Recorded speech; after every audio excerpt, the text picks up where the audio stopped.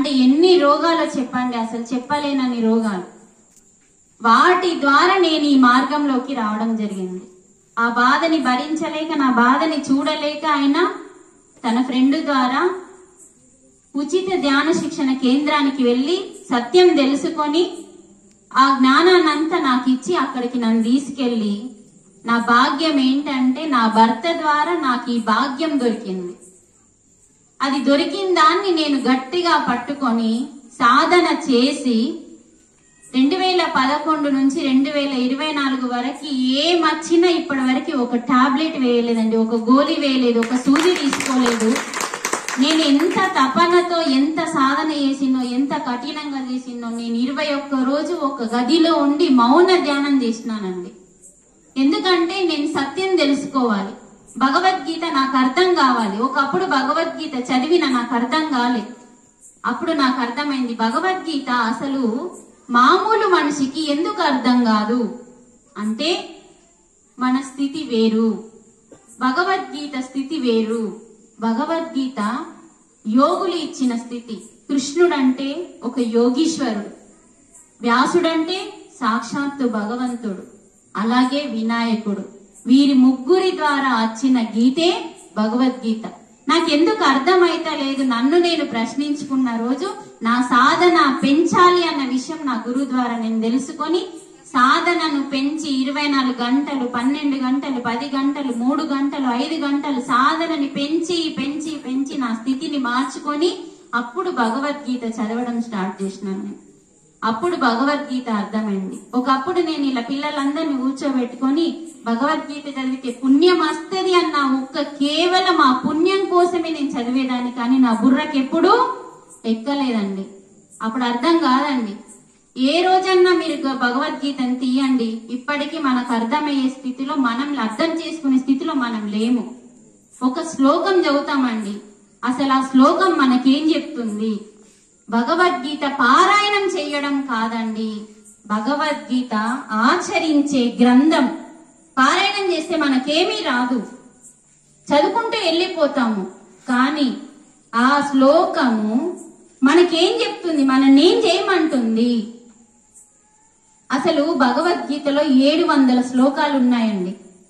700 శ్లోకాల్లో ఏ ఒక్క శ్లోకం మీరు పాటించినా మార్పు వస్తది అని బ్రహ్మర్షి పితామహ పత్రిజీ ప్రతి స్త్రీతోని భగవద్గీత చదివించడం స్టార్ట్ చేయడం జరిగింది మన సంస్థలు.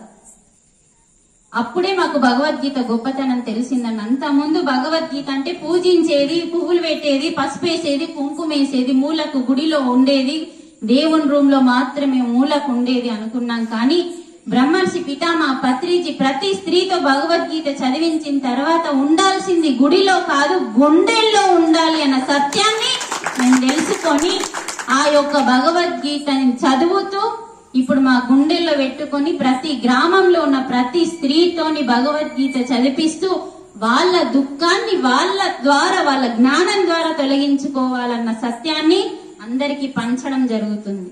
మరి భగవద్గీత ఒకే ఒక్క శ్లోకం పాటించినా మనం మారుతామండి, అంత గొప్పదండి. శ్లోకం మనం చదివితే అర్థం కాదు, దాని కింద తాత్పర్యం ఇచ్చిండు భగవంతుడు. అసలు భగవద్గీత దేనితోని రాయబడింది ఎంతమందికి తెలుసండి? మొన్న నిమజ్జనం చేసినాం ఆయనని. భగవద్గీత రాసింది వ్యాసుడు కాదండి, భగవద్గీత రాయించింది వ్యాసుడు, చెప్పింది కృష్ణుడు. కానీ రాసింది ఎవరు? సాక్షాత్తు వినాయకుడు, గణపతి, ఏకదంతుడు, బుల్లి వినాయకుడు. రాసింది అతను. మరి దేంతో రాసిండు? ఏకదంతుడు అని పేరెందుకు వచ్చింది? భగవద్గీతని తన దంతంతో రాసిండండి. అది ఎంత పవిత్రమైంది, ఎంత గొప్పది. మత గ్రంథం కాదు, మానవ గ్రంథం. అది ఒక ముస్లిమో, ఒక హిందువో, ఒక క్రిస్టియనో, ఒక సిక్కో చదివాల్సింది కాదు. ప్రాణం ఉన్న ప్రతి మనిషి చదవాల్సిన ఏకైక గ్రంథమే భగవద్గీత. భగవద్గీత అంటే ఏంటిదంటే లక్ష్మణుడు ఒక గీత గీస్తాడు సీతకి, తల్లి ఈ గీత దాటకని. ఆ తల్లి గీత దాటింది, కష్టాలు వచ్చినాయని మనం చెప్పుకుంటున్నామా లేదా తల్లి? అలాగే భగవంతుడు ప్రతి బిడ్డకి ఒక గీత గీసాయి, ఒకటే ఒక గీత గీసిండు. మనమందరం భగవంతుల బిడ్డలం. మనం అతని బిడ్డలమేనా కాదా? మనందరికి తండ్రి ఒక్కోడే, అందుకే దేవుడు ఒక్కోడే ఒక్కోడే అని చెప్తున్నాం. మీ అందరికి డౌట్ వస్తుంది ఇప్పుడు, మరి మేడం దేవుడు ఒక్కోడే అయితే మొన్న నిమజ్జనం చేసిన వినాయకుడు వేరు, ఇక్కడ కూర్చున్న వాళ్ళ అమ్మ వేరు, ఆయన కొడుకు ఈయన వాళ్ళ అమ్మ, మరి వీళ్ళందరూ వేరు వేరు. చెప్తా నేను మీకు. మీరందరూ భూమి మీదకి రాకన్నా ముందు అమ్మ కడుపులో ఉన్నప్పుడు దాన్ని ఏమంటారండి? పిండం. పిండం. ఆ పిండముకి అన్ని అవయవాలు వచ్చి 9 నెలలు దాటగానే ప్రాణం పోసుకొని బయటకు వస్తాడు. మగ పిల్లాడో ఆడపిల్లను వస్తారు. ఒక ఆడపిల్లని తీసుకుందాం, పిండం అంటాం. అప్పుడు ఏమంటాం? ఆడపిల్ల పుట్టింది. పిండం పోయి ఆడపిల్ల అయింది. పిండము అదే, ఆడపిల్ల అదే. ఆ ఆడపిల్ల కంటే ముందు ఒక ఆయన పుట్టి ఉన్నాడు. ఆ ఆడపిల్లకైనా ఏమైండు? అన్న. తర్వాత ఈ ఆడపిల్ల తర్వాత ఇంకొక అతను పుడితే ఆ అతనికి ఈమె అక్క అయింది. తర్వాత పెండ్లైంది, కోడలైంది, భార్య అయింది, అమ్మ అయింది, అమ్మమ్మ అయింది, నానమ్మ అయింది. ఒక్కోలే కదా ఇవన్నీ. నువ్వే పిండము, నువ్వే ఆడపిల్లవు, నువ్వే అక్కవు, నువ్వే చెల్లెవు, నువ్వే భార్యవు, నువ్వే తల్లివి, నువ్వే కోడలివి, నువ్వే అమ్మమ్మవు, నువ్వే నానమ్మవు, నువ్వే వృద్ధురాలివి, ఆఖరికి నువ్వే శవము.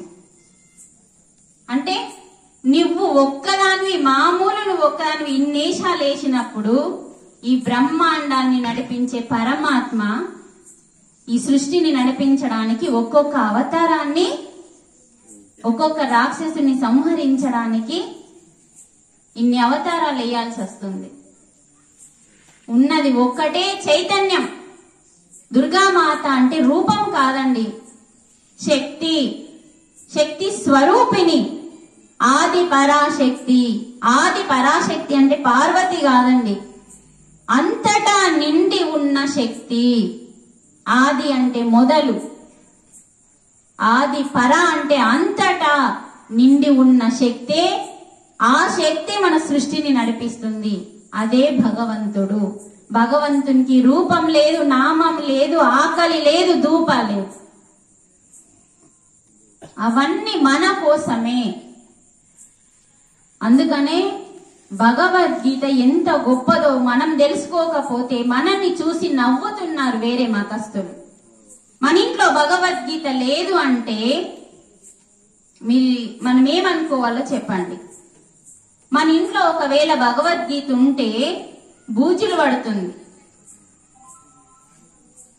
సుందర చైతన్య కూడా భగవద్గీతని 4 బుక్కులుగా వివరించిండు.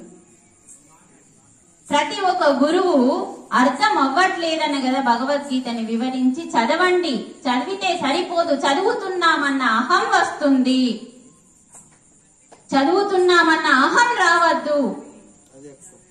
ఆ అహం తీసేసి ఆచరించడం నేర్చుకోవాలి. ఇప్పుడు నేను ఒక శ్లోకం చెప్తా. అహమాత్మ గుడాకేశ సర్వభూతాశయ స్థిత అహమాదించ మధ్యంచ భూతానమంత ఏవచ. ఇది భగవద్గీత శ్లోకం. ఈ భగవద్గీత శ్లోకం మనకి ఇప్పుడు ఏమన్నా అర్థమైందా? అహమాత్మ భగవద్గీతలో 10వ అధ్యాయంలో 20వ శ్లోకం నేను చెప్పిన మీకు. ఇక్కడ ఆయన ఏం చెప్తున్నాడు గీతలో? ఓ అర్జున, నేను ఆత్మని అంటున్నాడు. నేనెవర్ని? ఆత్మని.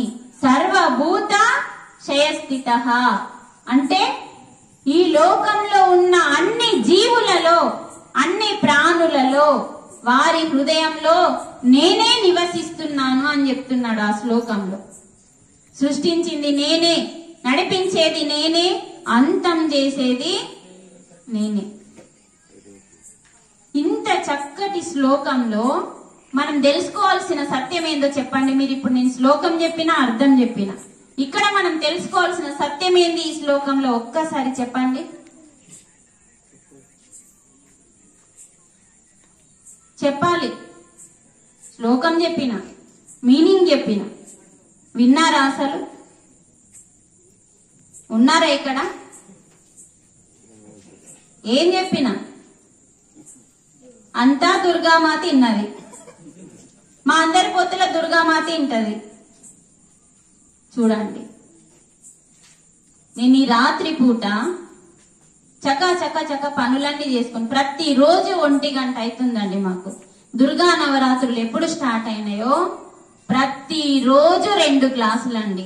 ఉదయం 1 క్లాసు, రాత్రికి 1 క్లాసు. రోజు 12, 1 అవుతుంది నేను ఇంటికి వచ్చేసరికి. నేను ఎందుకు వచ్చానండి ఇక్కడికి? మీరు వినకపోతే ఎవరికి చెప్పాలి ఇప్పుడు? నేను నవ్వడం కాదండి, ఒక్కసారి అర్థం చేసుకోండి. ఇప్పుడు ఇది మన జీవితాన్ని బాగుపరచడానికే కదా. అసలు పండగ అనేది ఎందుకు వస్తుందండి? ఇంత చక్కగా చెప్పిన శ్లోకం అహం ఆత్మ. కృష్ణుడు నేను ఆత్మని అంటున్నాడు. అందరిలో ఉన్నాను, అన్నింటిలో ఉన్నాను అని చెప్తున్నాడు. సర్వభూతాశయ స్థితః. ఈ పాయింట్ ఎవరైతే పట్టుకుంటారో వాళ్ళు పాపాలు చెయ్యరు, ఎవరిని ద్వేషించరు, ఎవరిని దూషించరు. ప్రతి ఒక్కరిలో పరమాత్మ తత్వాన్ని చూడగలుగుతారు. ఆ శ్లోకం అర్థమైంది కాబట్టి ప్రతి ఒక్కరూ అనారోగ్యంతో నాలాగా బాధపడద్దు, మరణం వరకు వెళ్ళొద్దు. చాలా మంది భరించలేక ఆత్మహత్యలు చేసుకుంటారు. హాస్పిటల్ వెళ్లి ఆస్తులు కరగబెట్టుకుంటున్నాం అనారోగ్యాల కోసం.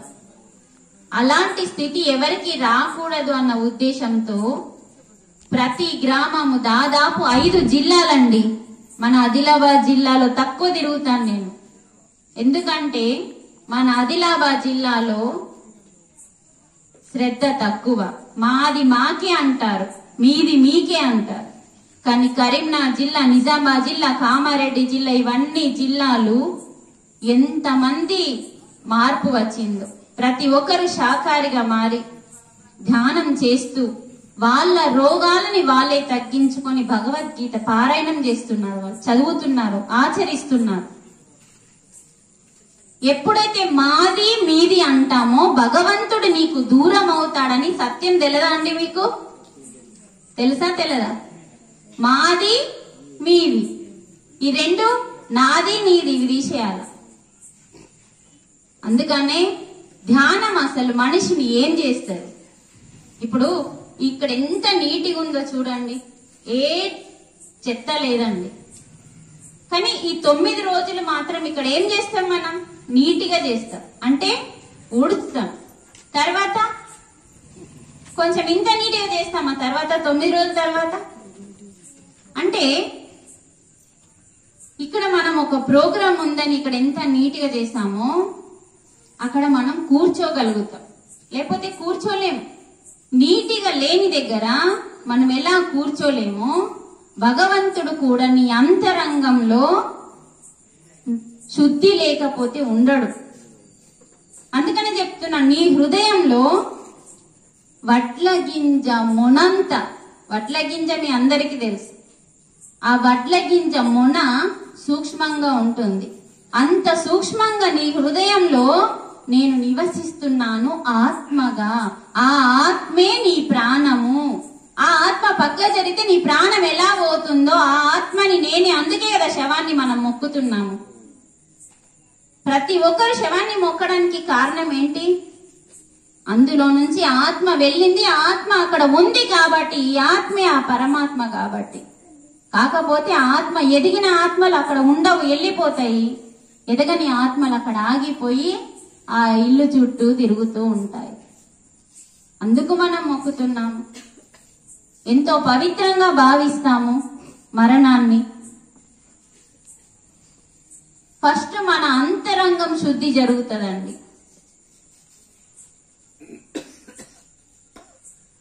మహిషాసుర మర్దిని. దుర్గా అంటే అంటే మనం చెయ్యబోయే కార్యాలకి ఆటంకాలు రానివ్వకుండా కాపాడేదే దుర్గా. రా అంటే రోగాలని నయం చేసేది. దుర్గామాత ఒక్క మామూలు స్త్రీ కాదండి. ఆమెనే పార్వతి, ఆమెనే లక్ష్మి, ఆమెనే సరస్వతి. ముగ్గురు అమ్మవార్లు, ముగ్గురు అయ్యలు కలిస్తేనే దుర్గామాత. అంత శక్తి స్వరూపిణి ఆమె. ఎన్ని చేతులున్నాయి, ఎన్ని ఆయుధాలున్నాయి. ఒక్కొక్క దేవుడు ఒక్కొక్క ఆయుధాన్ని ఇచ్చేసింది అమ్మవారికి. అసలు దుర్గామాత నవరాత్రులు అంటే ఏంటిది అసలు? ఇప్పుడు మనం 9 రోజులు అమ్మవారిని నిలబెట్టుకుంటా నిమజ్జనం చేస్తాం, ఓలింటి కాలు పోతాం. అది కాదండి దుర్గా నవరాత్రులు అంటే. అది కాదు నవరాత్రులు అంటే. ఆమె ఎవరిని సంహరించిందండి? ఒక రాక్షసుణ్ణి. ఒక రాక్షసుణ్ణి సంహరించడం అంటే నీ లోపల రాక్షస గుణాలు ఉన్నాయి. అవతారమేమో మానవుంది,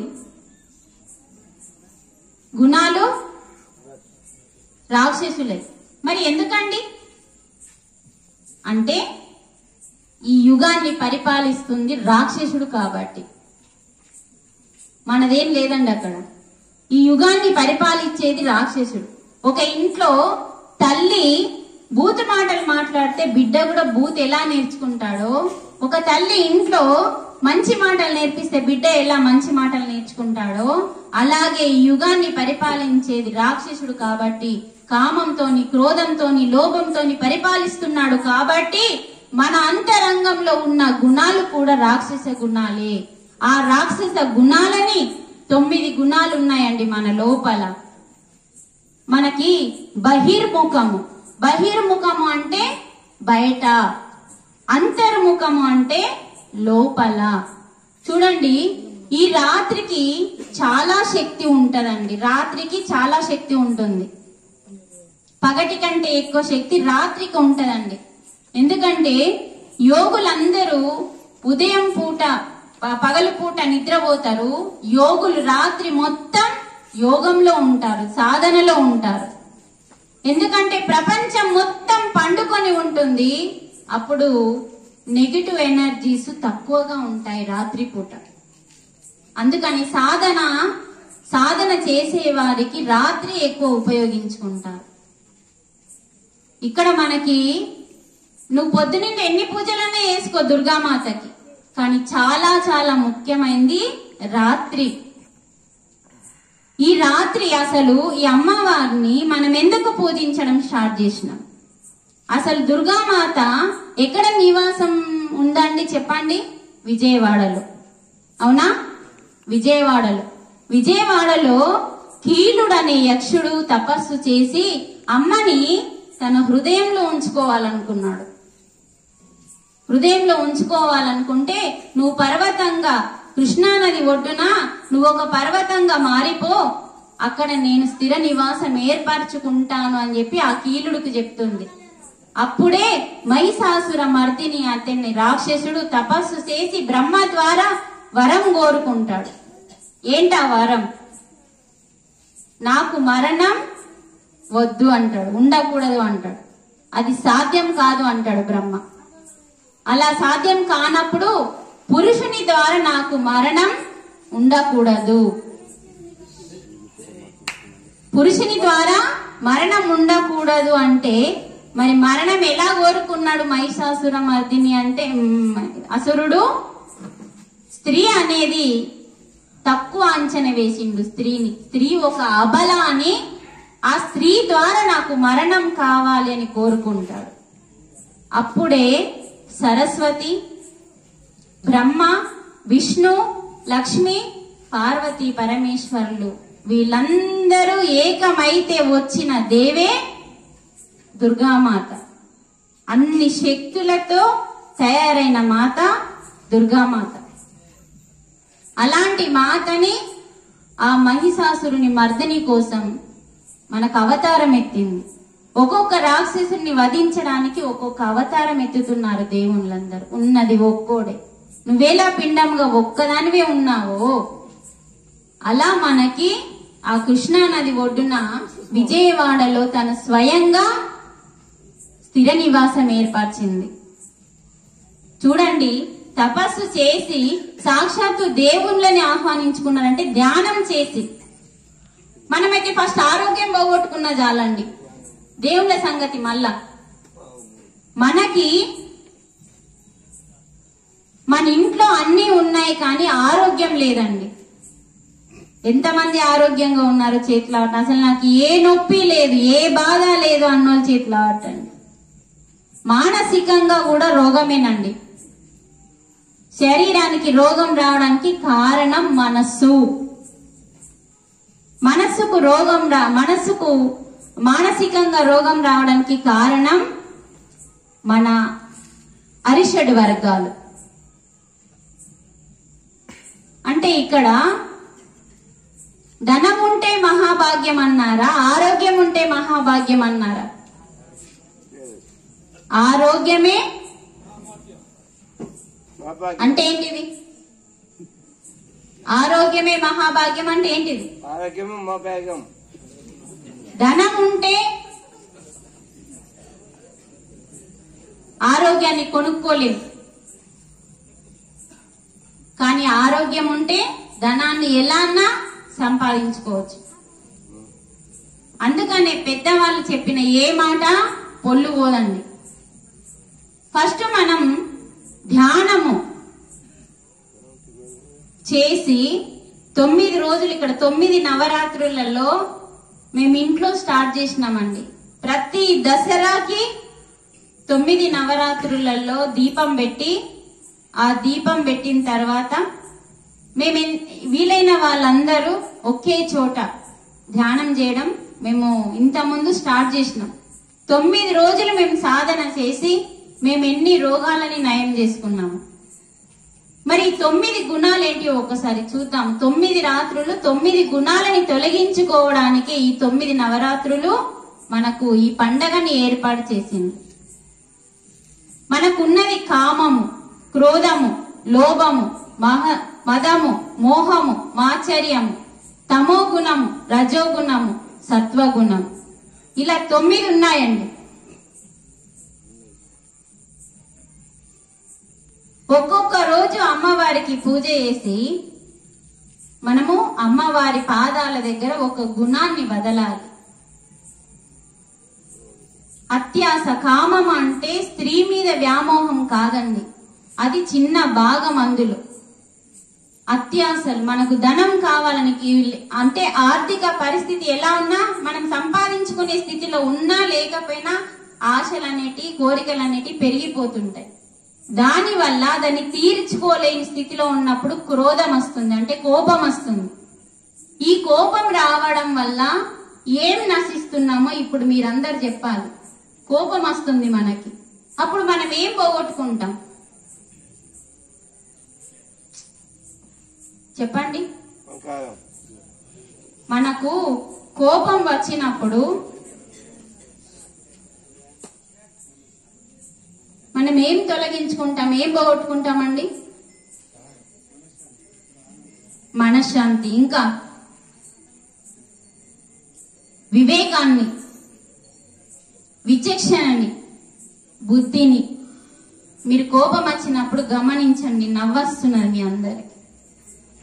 ఎందుకంటే తన కోపమే తన శత్రువు అన్నారు, కానీ పక్కింటోని కోపము నీకు శత్రువు అని చెప్పలే. ఈ ఒక్క పాయింట్ మీకు అర్థమైతే మీ జీవితం సగం చేంజ్ అవుతుందండి. ఎలా చేంజ్ అవుతుంది? కోపం అంటే ఎంత రావాలి? ఇప్పుడు మన పిల్లలు ఉన్నారు, బడికి వెళ్ళట్లేదని మారం చేస్తే అక్కడ మనం కోపగించుకోవడంలో తప్పు లేదు. ఆ కోపం వల్ల నీకు గాని సమాజానికి నష్టం లేదు. కానీ ఒక కోరిక తీరలేదని నీ కోపం వల్ల ఏమైతుందంటే నీ లోపల హార్ట్ బీట్ పెరిగి, నీ లోపల బీపీలు, షుగర్లు, తర్వాత నీ శ్వాస పెరిగిపోతుంది. నీ శ్వాస ఎప్పుడైతే స్పీడ్ అవుతుందో నీ మరణం నీ దగ్గరికి వస్తుంది. మనకి ఇన్ని ఏళ్ల తర్వాత మరణం అని ఎక్కడ రాసి లేదు. ఇన్ని శ్వాసల తర్వాత నీకు మరణము, చిట్ట చివరి శ్వాస, మొట్టమొదటి శ్వాస, చిట్ట చివరి శ్వాస అని రాసి ఉంది. మొట్టమొదటి శ్వాస పేరు జననం, చిట్ట చివరి శ్వాస పేరు మరణం. ఆ చివరి శ్వాస వరకు మనం వెళ్లకుండా ఉండడం కోసమే మనం ధ్యానం చేయాలి. మనం ఏమైతే భూమి మీదకి ఎందుకోసం వచ్చినాం, ఇప్పుడు ఇక్కడ ఈ స్థలంలో మనమందరం సమావేశమైనాం. కారణం ఉందా లేదా? కారణం ఉందా లేదా? మౌనరథం ఈరోజు కారణం ఉందా? ఇక్కడ మనం ఎందుకు సమావేశమైనామో కారణం ఉంది. సరే, మీరందరు ఇక్కడ వినడానికి వచ్చిండు. వింటే ఫలితం ఉంది, వినకపోతే లేదు. అలాగే మనం భూమి మీదకి ఒక కారణంతో వచ్చామండి. మన చిట్ట చివరి శ్వాస లోపల ఆ కారణం ఏందో తెలుసుకొని ఆ కార్యం చేసి పోతే మళ్ళీ భూమి మీదకి నువ్వు రావాల్సిన పని లేదు. అదే మోక్షం. కానీ ఆ విషయం ఏందో మనం తెలుసుకోలేకపోతున్నాం. ఎందుకు వచ్చినాం భూమి మీదకి? తినడానికి, పండడానికి, సంపాదించడానికి, పెళ్లి చేసుకొని డజన్ మంది పిల్లల్ని కనడానికి. అంటే మనమే కాదండి, భూమి మీద ప్రతి జీవి పిల్లల్ని అంటుంది. అదేం గొప్ప విషయం కాదు. కానీ ఏం సాధించినావు నువ్వు? ఉత్తమమైన జన్మ కదా మానవ జన్మ. మనకి ఫ్యాషన్ అయిపోయింది, మన లైఫ్ అంటే ఫ్యాషన్ అయిపోయింది. కానీ మన లైఫ్ లో మొత్తం దుఃఖమే ఉంది. ఆ దుఃఖాన్ని మనం గ్రహించట్లేదు. చనిపోతే అయిపోతుంది అనుకుంటున్నాం మనం. మరి మనం మానవ జన్మ గొప్పదంటున్నాం కదా. ఎందుకు గొప్పది? ఎంతమందికి తెలుసు చెప్పండి? అన్ని జీవులు, 84 లక్షల జీవులు ఈ భూమి మీద నివసిస్తున్నాయి. 84 లక్షలు సూక్ష్మ జీవులతో పాటు మన చేన్లలో మనం పంటలు పండించే టైంలో చనిపోయే జీవులతో పాటు కంటికి కనిపించని సూక్ష్మ జీవులతో పాటు 84 లక్షల జీవుల్ని భూమి మీద భగవంతుడు సృష్టించిండు. బ్రహ్మ వాళ్ళందరినీ నడిపిస్తుంది నారాయణుడు. మరి ఉత్తమమైన జన్మ అని మనకు ఒక కొండెంగ కలిగేసిండు. ఎందుకు? ఏంటి మన ఉత్తమమైన జన్మ అని ఎందుకు వచ్చింది? ఏంటి ఆ ప్రత్యేకత? ఎంతమందికి తెలుసుకున్నారు? ఇది తెలుసుకోవడం అవసరమా కాదా?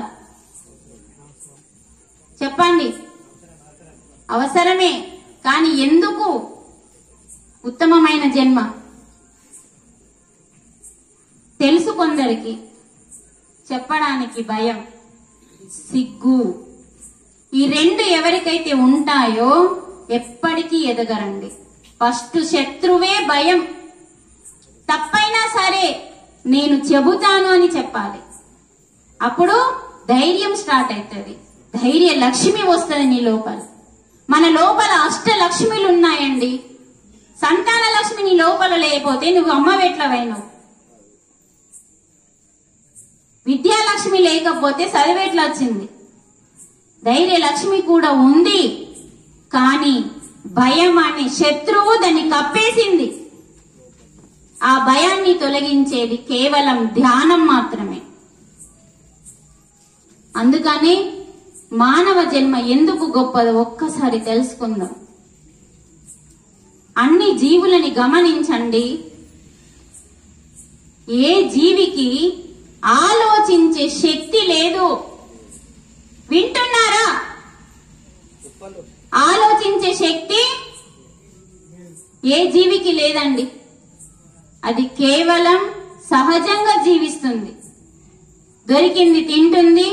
వేటాడే జీవైతే వేటాడుతుంది, పిల్లల్ని కంటుంది, పెంచుతుంది, గూడు కూడా కట్టుకుంటుంది, అన్ని చేస్తుంది మనలాగే. కానీ ఒకటే లేదు, ఆలోచించే శక్తి. అదొక్కటి మనకి ఎక్స్ట్రా పెట్టిండు. ఆలోచించే శక్తి అంటే విచక్షణ జ్ఞానము. విచక్షణ అంటే ఏంటిది? ఏది మంచిది, ఏది చెడ్డది, ఈ రెండు మనకు తెలుస్తాయా తెలియా? మాట్లాడండి. ఈ రెండు ఏది మంచిది ఏది చెడ్డది అన్న విషయం మనకు ఆలోచించే శక్తిని ఎక్స్ట్రా పెట్టిండు. అలా మనము ఏది రైటో ఏది రాంగో తెలుసుకొని మన విచక్షణతో బుద్ధిని వికసింపజేసుకొని మంచి వైపు వచ్చి పాపాలు చేయకుండా పుణ్యకర్మలు చేస్తూ సేవకర్మలు అంటే సత్కర్మలు చేస్తూ మనం పరమాత్మలము. మానవుడే మాధవుడు అని చెప్పిండు. మానవుడు మాధవుడు అవ్వడానికి భూమి మీదకి వచ్చిండు. అందుకే మనము ఉత్తమమైన జన్మ ఏ జీవికి లేదండి. మాధవుడు అయ్యే ఛాన్స్ ఏ మూగ జీవికి లేదు, కేవలం మానవునికి ఉంది. దేని వల్ల అంటే ఆలోచించే శక్తిని మనం ఉపయోగించిన రోజు మనం ఎటు రైట్ ఉంటుందో అటు వెళ్తామో పాపకర్మ అంటకుండా పుణ్యకర్మలతోని మోక్ష కర్మలు అంటే సత్కర్మలు. సత్కర్మ అంటే ఒక కర్మ చేసి ఏమీ ఆశించకుండా ఎప్పుడైతే నువ్వు ఆ కర్మ యొక్క ఫలితాన్ని పరమాత్మకి అర్పిస్తావో అదే సత్కర్మ. ఆ కర్మని ఎవరైతే చేస్తారో, ఇప్పుడు ఈ ప్రోగ్రాం పెట్టడానికి ఎవరన్నా కష్టపడ్డారనుకోండి, నేనే చేసిన అని 10 సార్లు చెప్పారనుకోండి, ఆ చేసిన ఫలితం దక్కదు. ఇది అందరి కోసం నేను చేసిన, ఈ భాగ్యం నాకు దొరికింది, అందరికీ సేవ చేసే భాగ్యం నాకు దొరికింది అని చేసి మర్చిపోతే అది సత్కర్మ. ఆ సత్కర్మ ఫలితం 3 ఇంతలుగా నీకు లాభాన్ని తిరిగిస్తుంది. ఆ కర్మ నీకు మోక్షాన్ని ఇస్తుంది. అంత గొప్ప జీవితం మనదండి. మానవ జన్మ అంత గొప్పది. కానీ మానవ జన్మని మనం వేస్ట్ చేసుకుంటున్నామండి. అందుకనే మనం పని లేకుండా ఎవరు కూడా అకర్ములుగా ఉండకూడదని భగవద్గీతలో 3వ అధ్యాయం పేరు కర్మయోగం అని పెట్టిండు కృష్ణ భగవానుడు.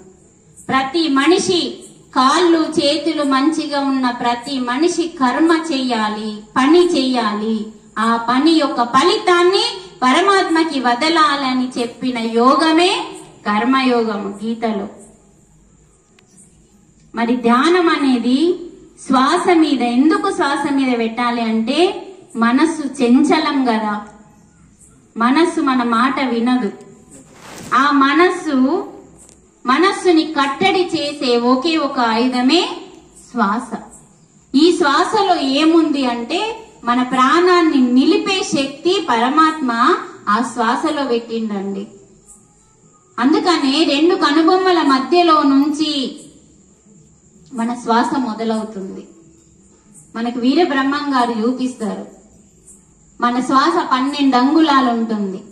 మన లోపలికి వెళ్లే ఉచ్ఛ్వాస లోపలికి వెళ్లి ఊపిరితిత్తుల దగ్గరికి వెళ్ళగానే పంచ ప్రాణాలుగా విడిపోయి శరీరం అంతా వ్యాపిస్తుంది మన శ్వాస. చూడండి, శ్వాస గురించి తెలుసుకుంటే ఇన్ని రోజులు ఎందుకు ఇట్లాంటి జ్ఞానం తెలుసుకోలేకపోయినామని బాధపడతాం. అంత జ్ఞానం ఉంది శ్వాస గురించి. శ్వాసని లోపలికి తీసుకుంటున్నాం. మనమందరం లోపలికి తీసుకునే శ్వాస పంచ ప్రాణాలుగా విడిబడి నీకు అన్నాన్ని అరిగిస్తుంది. మలాన్ని బయటకు, మల మూత్ర చెమట ఈ 3ంటిని బయటకు పంపేది ప్రాణవాయువు. అపాన వాయువు, సమాన వాయువు ఈ పొట్ట దగ్గర ఉండి నీ అన్నాన్ని అరిగిస్తుంది.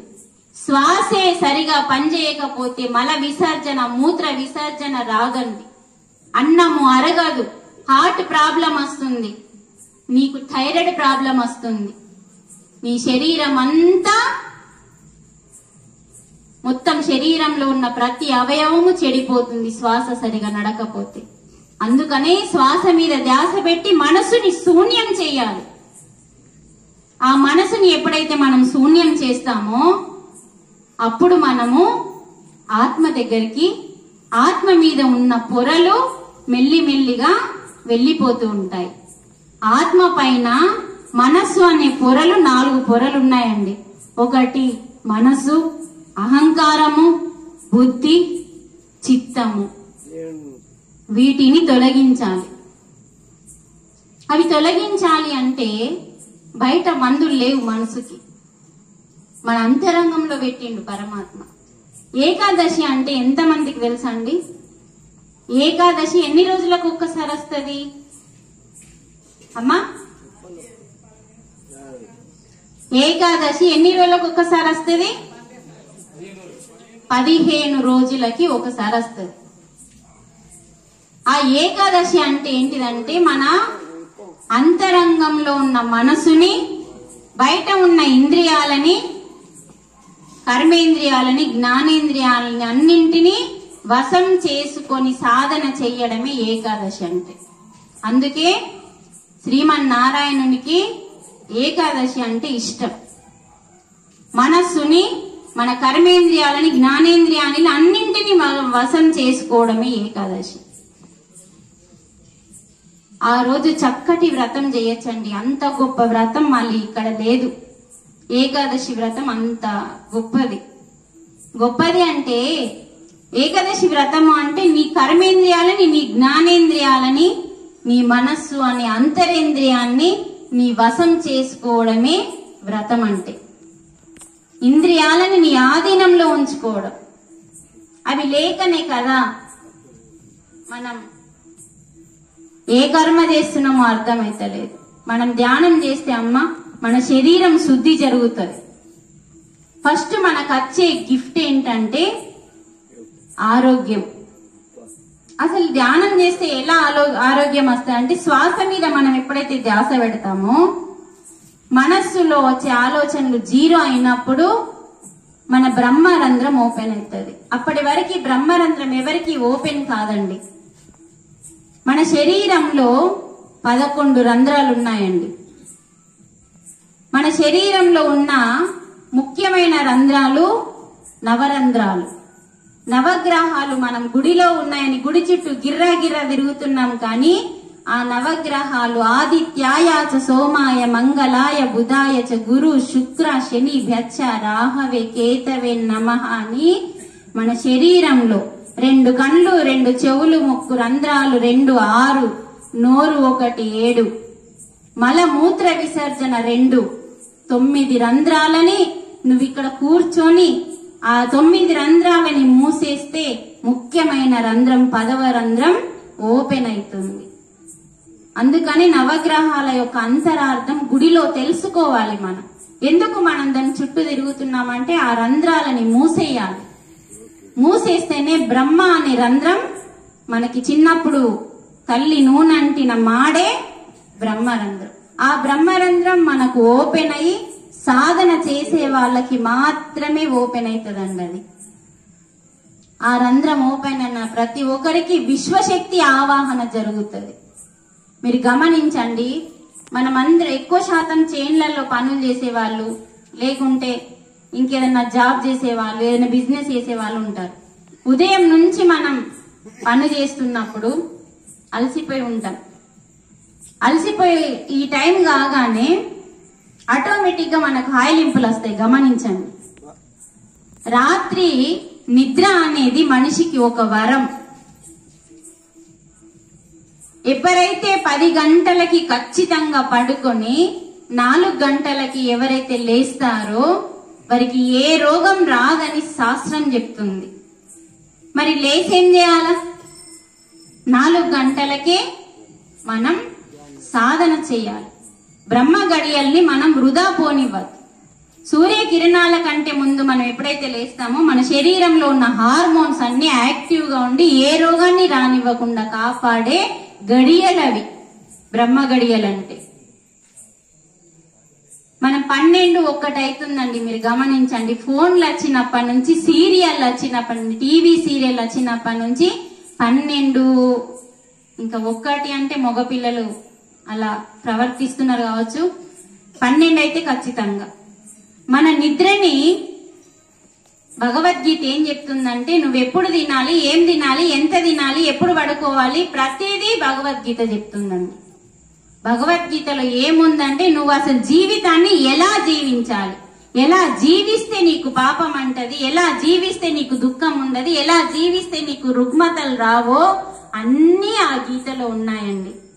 ఆ భగవద్గీతని చదివి అర్థం చేసుకున్న రోజు ఇన్ని రోజులు ఈ జీవితం అంతా వృధా చేసుకున్నామని ఎంత బాధపడ్డాము మేము. ఎందుకంటే ఒకప్పుడు అర్థం కాలే. అందుకనే మనము ఒక్కొక్క శ్లోకాన్ని అర్థం చేసుకొని చదువుతూ సాధన చేస్తుంటే, ధ్యానం కంపల్సరీ అండి. మోక్షం రాకుండా మీకెవ్వరికీ కూడా జన్మ నుంచి విముక్తి లేదు. అవునా కాదా? జన్మ నుంచి విముక్తి అంటే కాల చక్రం అనేది ఉంది. పునరపి మరణం అంటే ఏంటిది? పుట్టిన వాళ్ళు చావక తప్పదు, చచ్చిన వాళ్ళు మరి ఇది ఎప్పుడు ఆగాల?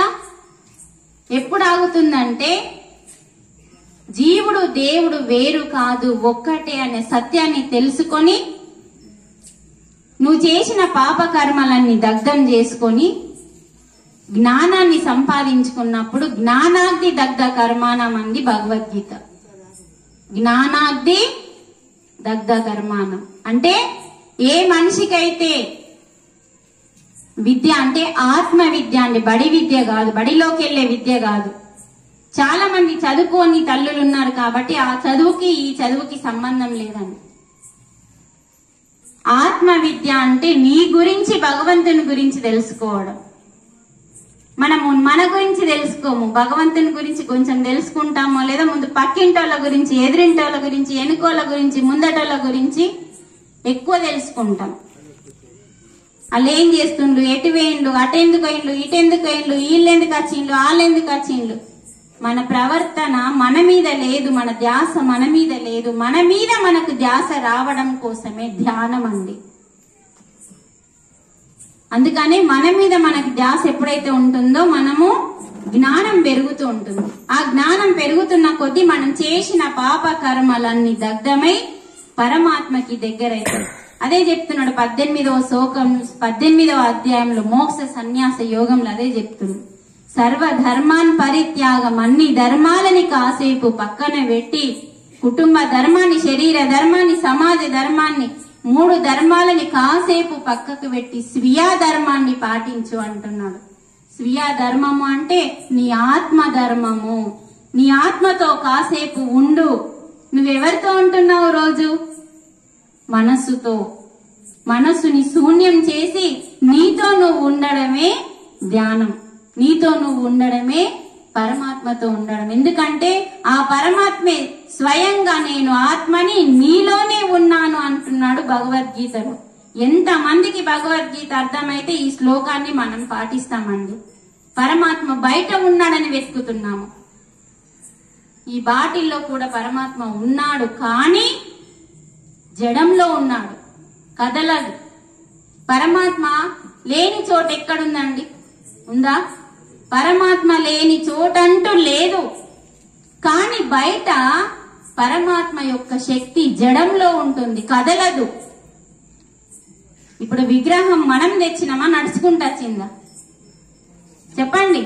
మనమే తెచ్చి మనం ప్రాణ ప్రతిష్ఠ చేస్తాం, విగ్రహానికి ప్రాణం పోస్తాం. కానీ నీ హృదయంలో అలా కాదు. ప్రాణమున్న ప్రతి దాంట్లో స్వయంభుగా భగవంతుడు నివసిస్తున్నాడు. అది తెలుసుకోవాలి సత్యం. అందుకని అమ్మ, మనం దుర్గా నవరాత్రులని ఇక్కడ కొంచెం ఒక అర్ధగంట ధ్యానం చేసి హారతి చాలు. ధ్యానం చేసి హారతి ఇవ్వాలి. ఆమె చేసింది అదే. అంత గొప్ప పెద్ద రాక్షసుని ఒక స్త్రీ సంహరించిందంటే తన లోపల ఎంత శక్తి ఉంటది? ఆ శక్తిని ఉపయోగించుకుంది. మనలో ఉన్న నిద్ర కూడా ఆమెనే, మనలో ఉన్న ఆకలి ఆమెనే, మనలో ఉన్న శక్తి ఆమెనే, మనలో ఉన్న విద్య కూడా అమ్మనే. ఈ విషయాన్ని మర్చిపోకండి. మనం ఎరుకలో ఉండాలి. స్పృహ కోల్పోయి ఉంటున్నాం మనం. అందుకని ఎప్పటికప్పుడు, ఎందుకంటే నేను ధ్యానానికి రాకన్నా ముందు నేను ఎంత మంచిగా పూజ చేస్తున్నానో నాలాగా ఎవరు చేయరు. నేను 3:30కి లేచి పూజలు చేస్తున్నాను. అసలు ఎవరు లేస్తున్నారు అన్న అహంతో పూజ చేసేదాన్ని. అప్పుడు అక్కడ నాకు వెళ్ళలేదండి. అంటే నేను చేస్తున్నానన్న భావము అహంని తీసుకొచ్చి పెడుతుంది. నేనేమి చేయట్లేదు, అంత నిమిత్త మాత్రురాల్ని, అంత ఈశ్వరేచ్ఛ అని మనం ఎప్పుడైతే సత్యం తెలుసుకుంటామో అక్కడ అహం ఉండదు. అప్పుడు నాకు రోగాలు ఎక్కువ స్టార్ట్ అయినాయి. పూజలు ఎక్కువనే చేసినాం, కానీ అహం ఉంది, భక్తి తక్కువ. ఆమె అలంకరణ మనం చేసినామంటే చాలు, అబ్బా ఎంత బాగా చేశాను, నేనే చేస్తా ఇంత బాగా, వేరే వాళ్ళు చెయ్యరు అనుకుంటాం. అక్కడ నీకు ఫలితం లేదు. భక్తి అంటే, పూజ అంటే నీ మనస్సుని మాత్రమే అడిగినలండి వాళ్ళు. ఏ ఆర్భాటాలు అడగరండి దేవుళ్ళు. ఖర్చు లేని పూజ, నీ మనస్సు నిండా, నీ గుండెల నిండా ఆ పరమాత్మ నిండి ఉండాలి. మన లోపల గుండె నిండా ఏం నిండి ఉన్నాయంటే కామ, క్రోధ, లోభ, మోహ, మద, మాత్సర్యాలు నిండి ఉన్నాయి. కాబట్టి భగవంతుడు నిండి లేడు. వాటన్నింటినీ తొలగించడమే దుర్గా నవరాత్రుల పండగ. అందుకనే ఈ 9 రోజులు 9 గుణాలని తొలగించుకొని మనము ప్రేమ అనే, కరుణ, దయ, ఈ పేర్లను చూడండి ఎలా ఉన్నాయో, అలాంటి గుణాలని మనం సంపాదించుకొని మన అంతరంగంలోనే ఉన్నాయి. ఇవన్నీ మనకి సాధన ద్వారా వస్తాయండి. అందుకనే మనం ధ్యానం చేస్తేనే మన అంతరంగం శుద్ధి అవుతుంది. అప్పుడు నువ్వు దేవునికి దగ్గర అవుతావు, పరమాత్మకి దగ్గర అవుతావు. ఎందుకంటే పూజలో నీ మనస్సు ఉండట్లేదు. పూజలో కూడా నువ్వు మనస్సుని లగ్నం చేస్తే కూడా నువ్వు దగ్గర అవుతావు. కానీ పూజ ఇక్కడ నీ శరీరం మాత్రమే చేస్తుంది, మనసు అక్కడ ఆగనాగదు, అది పరిగెత్తుతూ ఉంటది. ఆ పరిగెత్తకుండా మనస్సుని ఆపడమే ధ్యానం. అందుకే మంత్రపుష్పం సమర్పయామి అంటారు పంతులు, ధ్యానం సమర్పయామి, అక్షింతలు సమర్పయామి, ఏమేయమాడు అన్ని సమర్పయామి అంటారు. ధ్యానం సమర్పయామి కాదు, ధ్యానం చేసి సమర్పయామి చేయాలి. అందుకని ఇప్పుడు మనం ప్రతి ఒక్కరూ ఈ అమ్మవారి ముందర, ఎన్నో రోజు ఇది, 6వ రోజు, 5వ రోజు, 5వ రోజు కంప్లీట్.